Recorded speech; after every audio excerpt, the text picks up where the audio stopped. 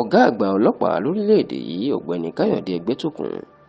ó ti pàṣẹ ó ti ránṣẹ́ ọ̀rọ̀ síta sí àwọn ọlọ́pàá tó wà lẹ́yìn gómìnà àná ní ìpínlẹ̀ Kogi ọ̀gbẹ́ni Yàyà Bello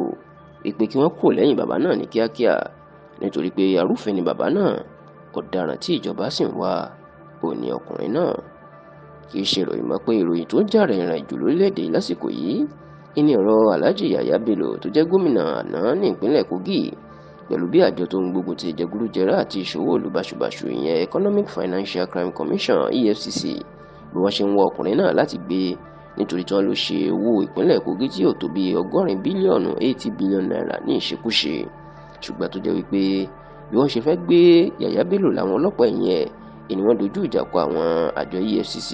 tó sì jẹ́ pé gómìnà ìpínlẹ̀ Kogi gómìnà Usman Ododo tí Bello tó fi jẹ gómìnà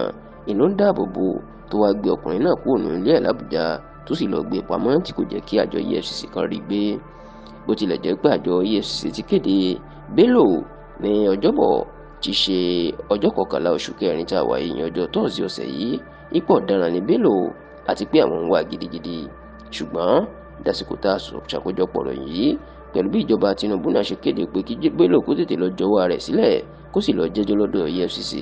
níṣe ni kò sẹ́ni tó rí Bello tí tẹlifíṣàn Yorùbá Tòótọ́ sì gbọ́ pé ọ̀dọ̀ gómìnà Usman Ododo ẹni ọkùnrin náà wà. Àṣírí tó tú sí tẹlifíṣàn Yorùbá Tòótọ́ lọ́wọ́ jẹ́ kó di mọ̀ wípé látìgbà tí Yàyà Bello ti kúrò níjọba tí àjọ EFCC fẹ́ gbé in ló ti sọ òmìnira ẹ̀nà tó dàbí ẹlẹ́wọ̀n. Wọn lọ́kùnrin náà kò lè jáde lọ síbi tó bá wù ú. Wọ́n ní tó wá fẹ́ jáde inú mọ́tò gómìnà Usman Ododo ni yóò sá pamọ́ sí nítorí pé kò sí ẹni tó lè dá mọ́tò gómìnà dúró tàbí gbéyàn nínú mọ́tò ẹ̀. Kódà tẹlifíṣàn Yorùbá Tòótọ́ gbọ́ pé inú ilé ìjọba Kogi Government House tó wà ní ìlú Lọ́kọ́jà tó jẹ́ olúùlú Kogi ẹni Yàyà Bello ń sùn báyìí láti má ṣe jẹ́ kí àwọn ọlọ́pàá gbé àbí àwọn àjọ EFCC gbé nítorí tán mọ̀ pé kò sẹ́ni tí yóò wọlé ìjọba láti lọ gbé èèyàn.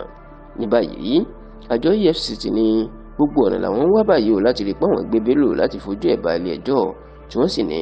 bó bá ń sá pamọ́ sí ẹ̀yìn gómìnà Usman Ododo ó ṣeé ṣe káwọn fọ̀rọ̀ tó Tinubu lọ́wọ́ kó pàṣẹ fún àwọn ológun yan àwọn sójà lórílẹ̀‐èdè yìí kí wọ́n ṣíwájú àwọn lọ sí ilé ìjọba ìpínlẹ̀ Kogi kí àwọn sì fi agídí kan fi gbé Yàyà Bello láti lọ dojúkọ òfin.